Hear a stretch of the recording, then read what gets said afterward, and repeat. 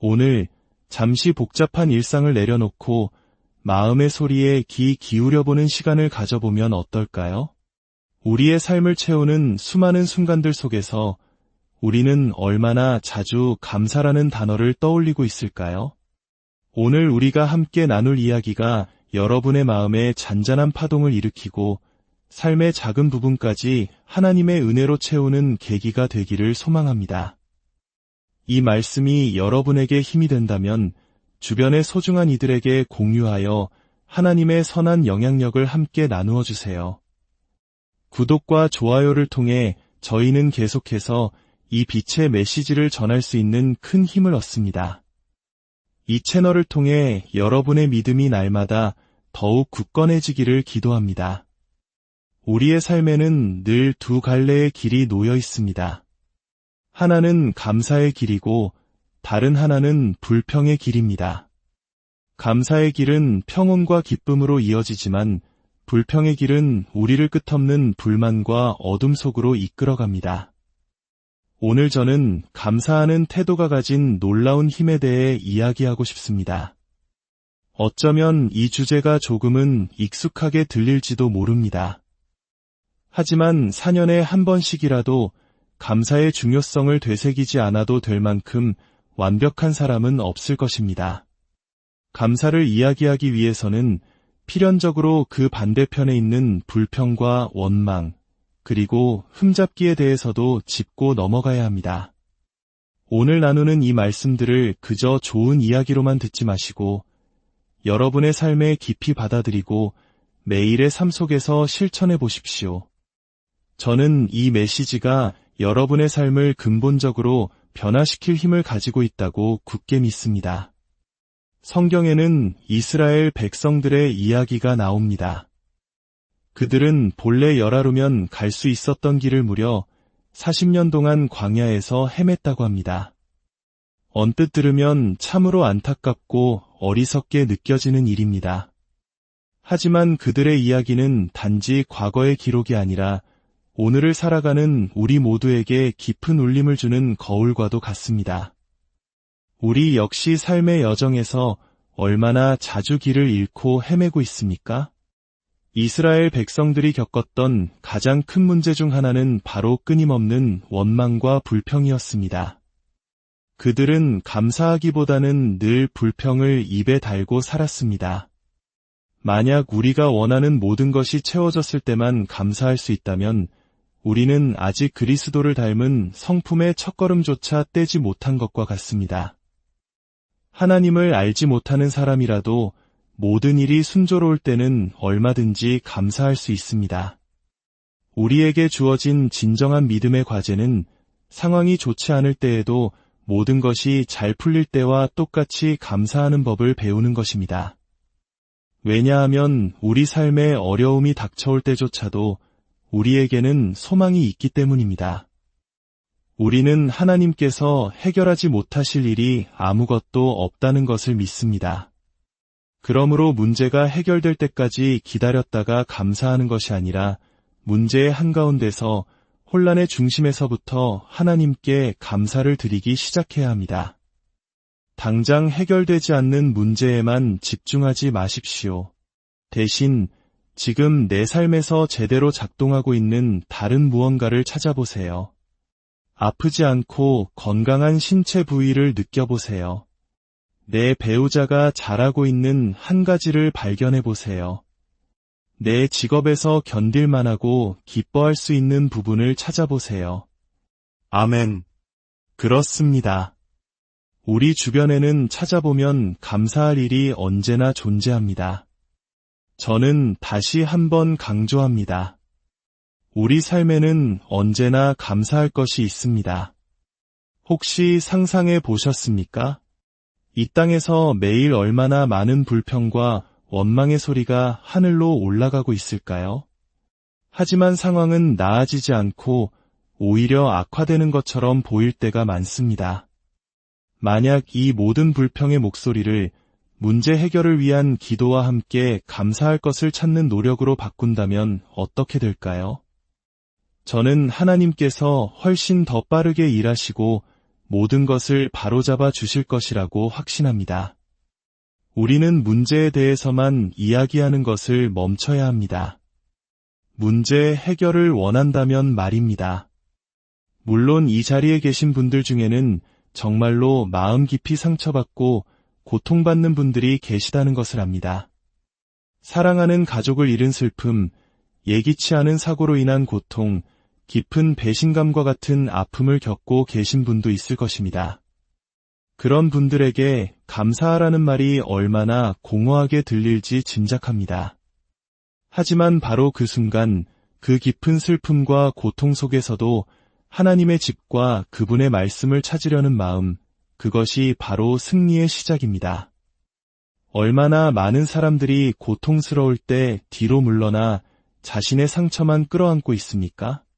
불행한 일이 생겼을 때 주저앉아 원망만 하고 있습니까? 그러나 진정한 믿음은 비극 속에서도 하나님의 집으로, 하나님의 말씀으로 나아가는 것입니다. 그곳에 위로와 회복이 있음을 알기 때문입니다. 여러분 중에 단 한 번도 불평해 본 적이 없다고 자신 있게 말할 수 있는 분이 아니라면 오늘 이 말씀은 바로 당신을 위한 것입니다.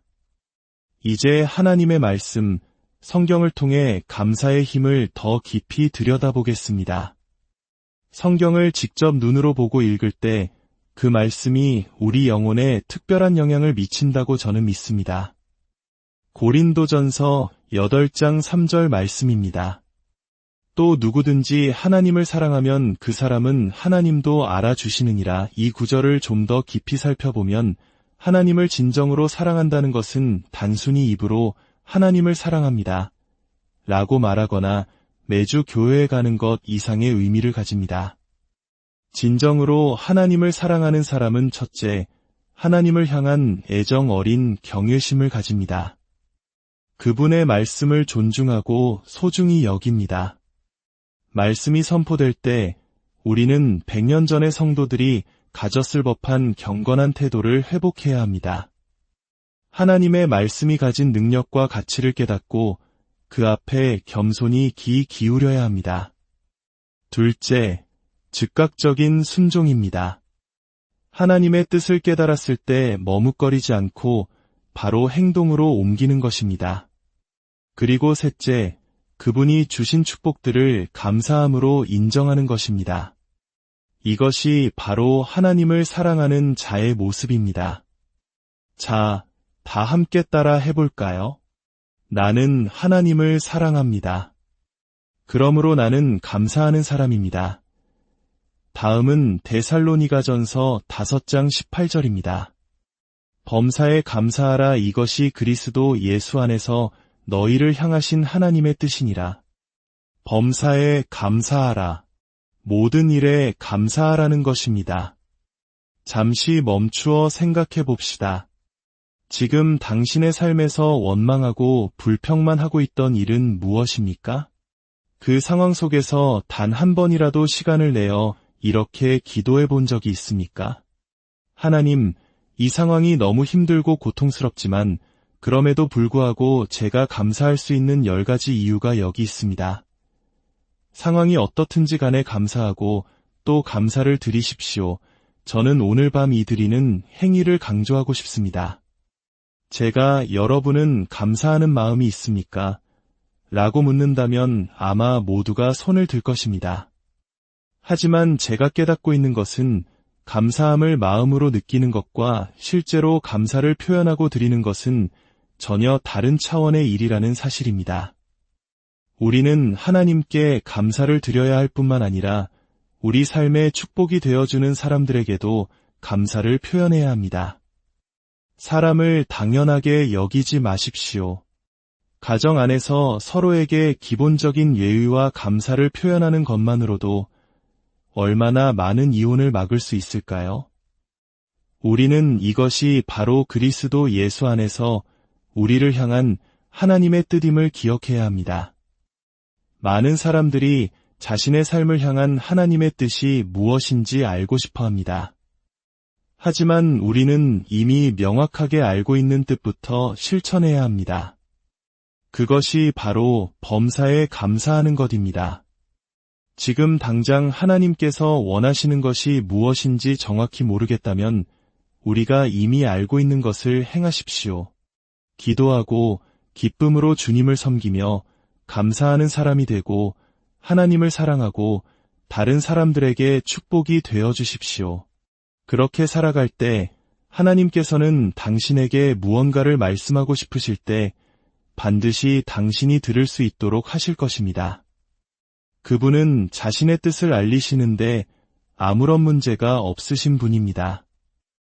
마지막으로 우리가 큰 힘을 얻는 로마서 8장 28절 말씀을 보겠습니다. 우리가 알거니와 하나님을 사랑하는 자 곧 그의 뜻대로 부르심을 입은 자들에게는 모든 것이 합력하여 선을 이루느니라. 이 위대한 말씀이 어떻게 우리의 삶에서 실현될까요? 여기에는 한 가지 중요한 연결고리가 있습니다. 하나님을 사랑하는 자는 어떤 사람이라고 했습니까? 그렇습니다. 감사하는 사람입니다. 우리가 매우 어려운 상황에 처했다고 상상해 봅시다. 깊은 상처를 주는 일이 일어났고 큰 상실을 겪었으며 억울한 일을 당했습니다. 숨쉬기조차 힘들다고 느껴지는 바로 그 상황, 성경은 그때에도 감사를 드리라고 말합니다. 저는 이렇게 믿습니다. 우리가 그 고통의 한가운데서 그럼에도 불구하고 감사할 다른 것들을 찾아내어 하나님께 감사를 드릴 때 바로 그 감사를 하나님께서 사용하셔서 그 모든 고통스럽고 깨어진 조각들을 가져다가 결국에는 기적적으로 선한 것을 이루는 재료로 바꾸어 주신다는 것을 말입니다. 당신에게 일어난 고통스러운 그 일이 그 자체로 선한 것이었다는 의미가 아닙니다. 하지만 당신의 감사는 그 아픔조차도 하나님의 선한 계획 안에서 아름다운 작품의 일부가 되게 하는 능력이 있습니다. 오늘 말씀을 통해 감사의 삶을 살기로 새롭게 결단하시길 바랍니다. 매일 감사를 표현할 때 우리는 하나님께서 우리 삶에서 어떻게 일하고 계신지를 더 선명하게 보게 될 것입니다. 감사는 우리 마음에 무거운 짐을 들어 올리고 우리에게 새로운 관점을 선물합니다. 감사는 기쁨을 풀어놓고 우리의 기도에 강력한 영향을 미치며 삶의 긍정적인 면에 계속 집중하게 만듭니다. 사랑하는 여러분, 이전보다 더욱 감사하는 사람이 되기로 굳게 약속하십시오. 여러분의 하루하루가 삶의 작은 부분에서도 감사거리를 발견하는 은혜로 가득하기를, 그리고 그 감사를 통해 하나님의 놀라운 역사를 체험하시기를 주님의 이름으로 축복합니다. 여러분과 여러분의 가정에 하나님의 평강이 늘 함께 하시기를